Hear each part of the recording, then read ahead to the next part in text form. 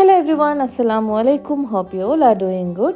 நான் லாஸ்ட் வீடியோவில் மென்ஷன் பண்ணியிருந்தேன் இல்லையா, நெக்ஸ்ட் வரக்கூடிய எல்லா வீடியோஸுமே வந்து ரமலானை பேஸ் பண்ணக்கூடிய வீடியோஸாக இருக்கும்னு சொல்லி இன்றைக்கும் அதே மாதிரி ரமலான் ரெசிபியை தான் உங்களோட நான் ஷேர் பண்ணுறேன்.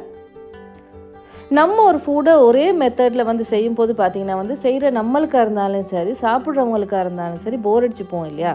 ஸோ இன்றைக்கி நான் வந்து கட்லெட் ரெசிபியை வந்து கம்ப்ளீட்டாக கொஞ்சம் டிஃப்ரெண்ட் ஸ்டைலில் சூப்பரான டேஸ்ட்டில் இப்படி செய்கிறதுன்ற வீடியோ தான் நான் உங்களோட ஷேர் பண்ணுறேன்.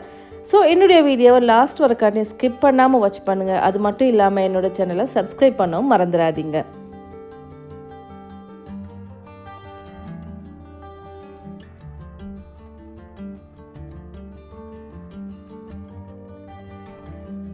இன்றைக்கி இந்த சூப்பரான ஹெல்த்தியான கட்லெட் செய்கிறதுக்கு பேனை கொஞ்சம் ஹீட் பண்ணிக்கோங்க. அதில் ஒரு 3 டேபிள் மாதிரி ஆயில் சேர்த்துக்கோங்க.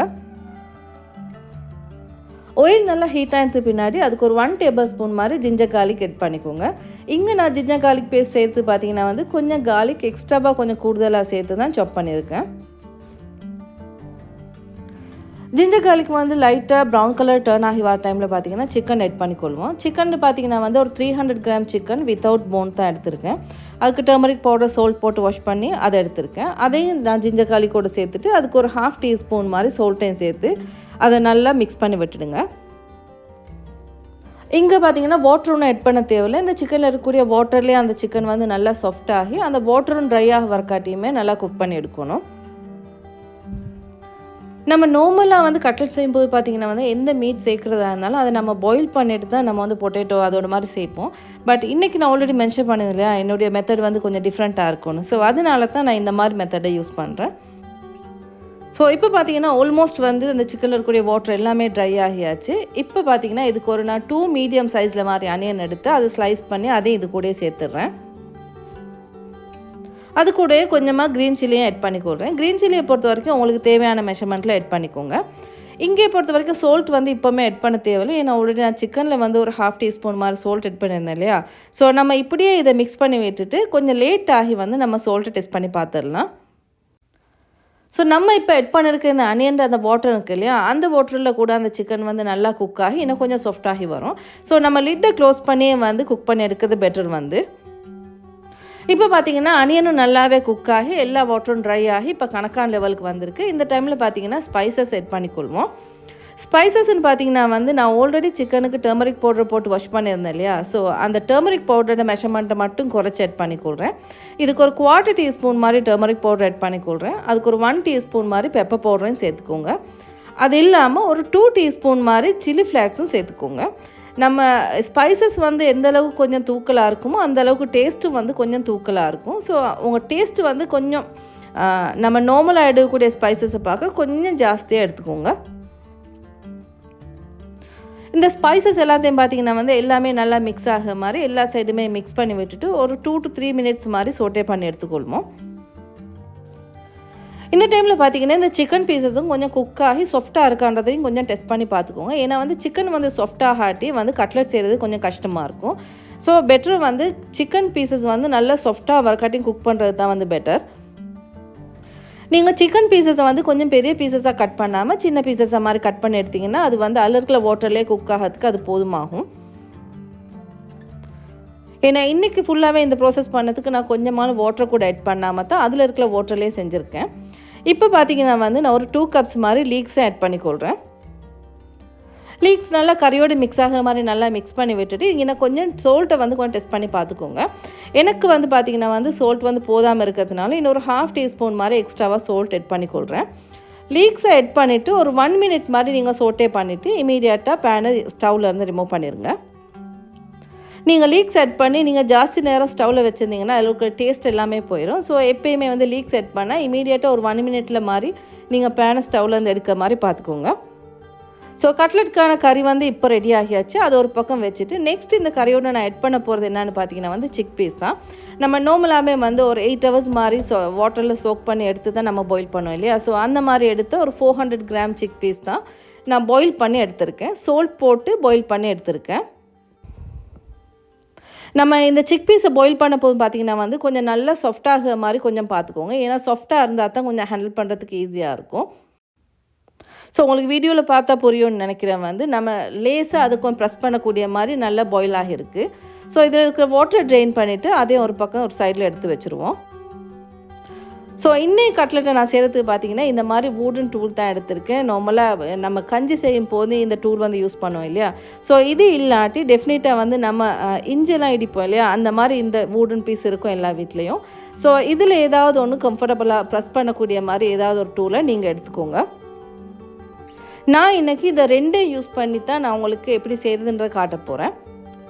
ஸோ இப்போ நான் வந்து குக் பண்ணி வச்சது கறி இருக்கு இல்லையா, இந்த கறியில் நான் இந்த பாயில் பண்ணி வச்சுருக்கேன் இந்த சிக் பீஸை கொஞ்சம் கொஞ்சமாக சேர்த்து அந்த வூடன் டூலை வச்சு கொஞ்சம் ப்ரெஸ் பண்ணி எடுத்துடுறேன். நம்ம சிக் பீஸ் எட் பண்ணும்போது பார்த்திங்கன்னா வந்து அது கொஞ்சம் கொஞ்சமாக எட் பண்ணுறது தான் கொஞ்சம் ஈஸியாக இருக்கும். ஏன்னா வந்து ஒன்றும் மிஸ் ஆகாமல் எல்லாமே ஸ்மாஷ் பண்ணிப்படும். அதுவும் இல்லாமல் நம்ம அந்த செஞ்சு வச்சுருக்க கறியோடையே சேர்த்து ஸ்மாஷ் பண்ணுற மாதிரி பார்த்துக்கோங்க.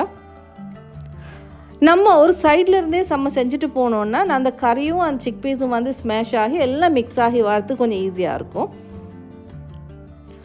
என்னை பொறுத்த வரைக்கும் பார்த்திங்கன்னா வந்து இந்த வூடன் டூலை பார்க்க நம்ம இஞ்செல்லாம் இடிப்போம் இல்லையா, அது வந்து எனக்கு குயிக்காக வந்து வேலை முடிக்கிற மாதிரி இருக்கும். ஸோ அது தான் எனக்கு கொஞ்சம் கம்ஃபர்டபுளாக இருக்கிறதுனால நான் அதைத்தான் கொஞ்சம் மெயினாக வந்து நான் இப்போயும் செய்யும்போது அதை தான் யூஸ் பண்ணுவேன். சம்டைம்ஸ் பார்க்க உங்களுக்கு தோணுன்னு நினைக்கிறேன் இது ஃபுட் ப்ராசஸோ இல்லாட்டி பிளெண்டர்லேயே நம்மளுக்கு வந்து இது யூஸ் பண்ணலான்னு. பட் டேஸ்ட்டை பொறுத்த வரைக்கும் பார்த்தீங்கன்னா நீங்கள் இப்படி செய்கிறல டேஸ்ட் தான் வந்து கொஞ்சம் பெஸ்ட்டாக இருக்கும். ஏன்னா நம்ம எப்போ ஃபுட் செய்கிறதுனால அது மெயின் இன்டென்ஷன் என்னன்னா டேஸ்ட்டாக எடுக்குது இல்லையா. ஸோ நம்ம இன்ட்ரெஸ்ட்டாக செய்யும் போது எந்த ஒரு வேலையுமே வந்து நம்மளுக்கு வந்து அது ஒரு ஹார்டாக விளங்காததுனால நான் வந்து எப்போயுமே இந்த மெத்தடை தான் ஃபாலோ பண்ணுவேன். நீங்கள் ஃபுட் ப்ராசஸ் இல்லாட்டி நீங்கள் பிளெண்டரை யூஸ் பண்ணிங்கன்னா அது அந்த ஃபுல்லாகவே ஒரு டோ மாதிரி அது கம்ப்ளீட்டான ஒரு டேஸ்ட்டுக்கு தான் அதில் வந்து அந்த டோ வந்து கிடைக்கும். ஸோ இந்த மாதிரி பண்ணிங்கன்னா வந்து உங்களுக்கு டேஸ்ட்டும் பர்ஃபெக்டாக இருக்கும். அது மட்டும் இல்லாமல் எல்லோரும் விரும்பி சாப்பிடக்கூடிய மாதிரி இருக்கும்.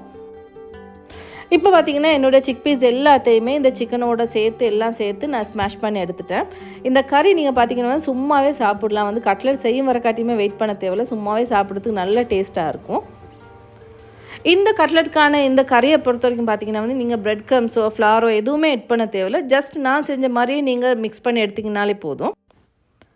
ஸோ கறி ரெடி ஆகியாச்சு. இந்த டைமில் பார்த்தீங்கன்னா வந்து உங்களுக்கு தேவையான சைஸில் நீங்கள் ரவுண்ட் ஷேப்பில் எடுக்கிறீங்களா இல்லாட்டி ஓவல் ஷேப்பில் எதுனாலும் உங்களுக்கு விருப்பமான ஷேப்பில் உங்களுக்கு விருப்பமான சைஸில் மாதிரி இந்த மாதிரி நீங்கள் ஷேப் பண்ணி எடுத்துக்கோங்க. என்னுடைய மெஷர்மெண்ட்டில் பார்த்தீங்கன்னா அரவுண்ட் 35 கட்லெட் வர மாதிரி தான் இந்த மெஷர்மெண்ட்டில் நான் செஞ்சுருக்கேன். ஸோ இந்த மாதிரி உங்களுக்கு தேவையான சைஸில் எல்லா கட்லெட்டையுமே ஷேப் பண்ணி எடுத்துக்கோங்க.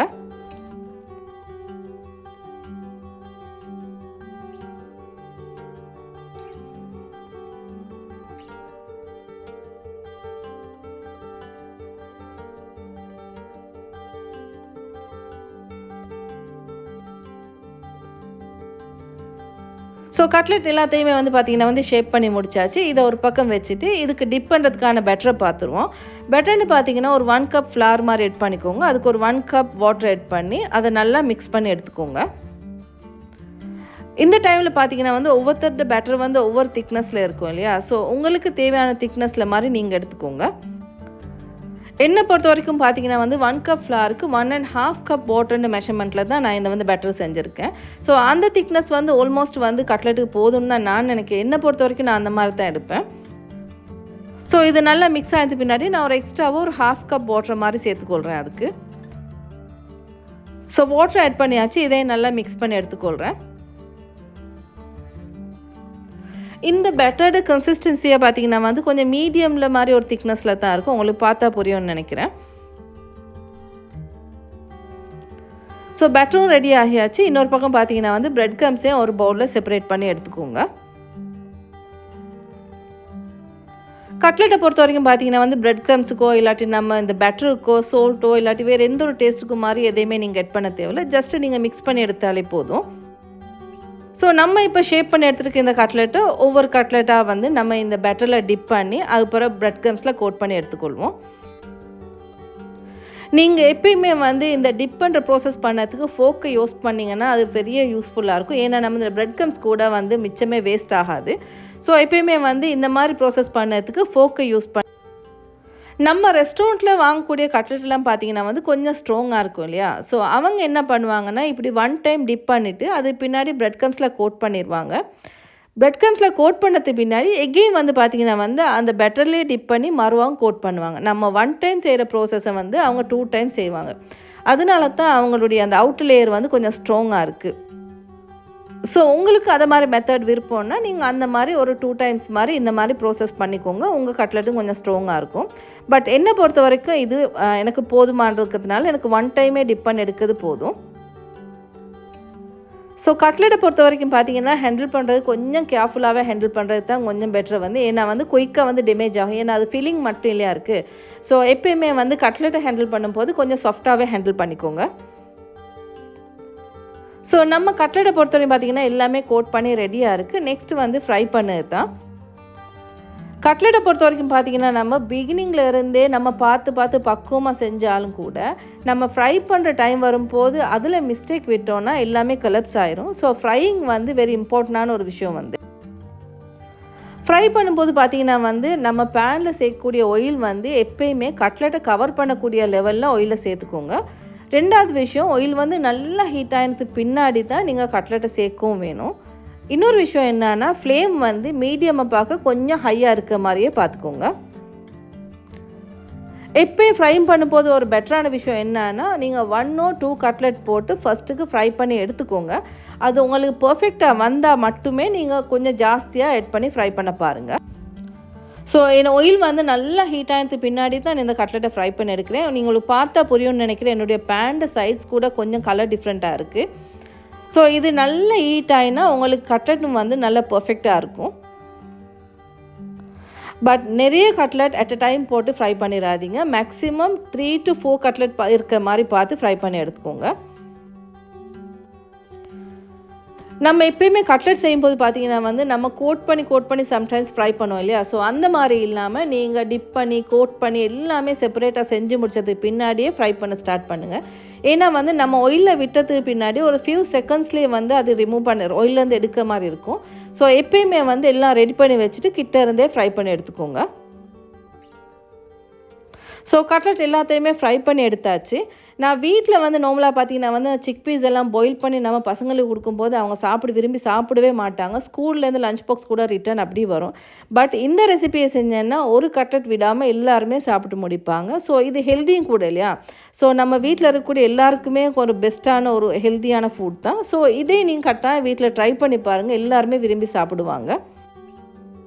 அது மட்டும் இல்லாமல் நீங்கள் யார் சரி விசிட்டர்ஸ் வரும்போதோ இல்லாட்டி இஃப்தாருக்கோ நீங்கள் யார் சரி வரும்போதோ நீங்கள் இந்த மாதிரி ரெசிபி செஞ்சு வச்சிங்கன்னா டெஃபினட்டாக அவங்க வந்து உங்கள்கிட்ட இந்த ரெசிபியை கேட்டுட்டு போவாங்க. ஸோ அந்த மாதிரி ஒரு பர்ஃபெக்டான ஒரு ரெசிபி தான். கட்டாயம் வீட்டில் ட்ரை பண்ணி பாருங்கள். உங்கள் எக்ஸ்பீரியன்ஸை என்னோட ஷேர் பண்ணுங்கள். See you soon with another vlog. Thank you.